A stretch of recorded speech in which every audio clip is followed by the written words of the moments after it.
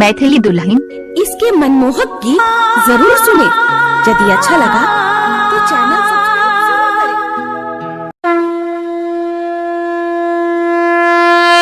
बोला बोला दुर्गा मैया की जय हो मैया जय हो मैया जय जय माँ।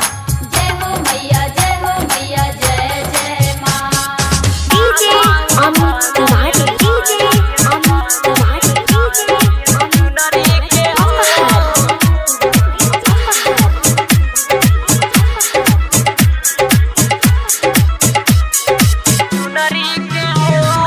ताजा ताजा नारियल पनियात बड़ुए, अब ही तलहकत बाजार बड़ुए।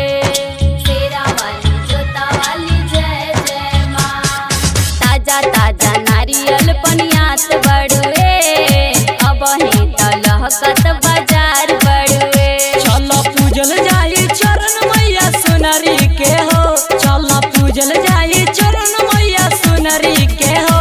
बोल का भाव बा नारियल चुनरी के हो, बोल का भाव बा नारियल चुनरी के हो।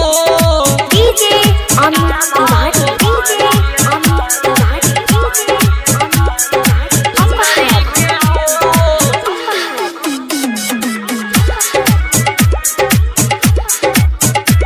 चुनरी के हो।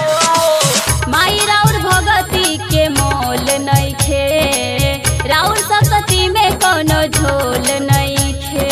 जय हो मैया जय जय माँ। देखे दरानी सड़ल पाकल बका, गढ़वा बाजार तोहर गाँचल बका। हई भैर के बहिनी आई सुनरी नु हो, हई भैर के बहिनी आई सुनरी नु हो। बोल का भाव बा नारियल चुनरी के हो, बोल का भाव बा नारियल चुनरी के हो। DJ Amit Tiwari, DJ Amit Tiwari, DJ Amit Tiwari, चुनरी के हो।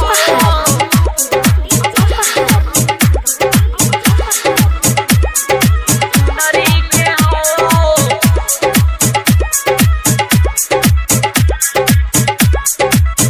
चुनरी के हो।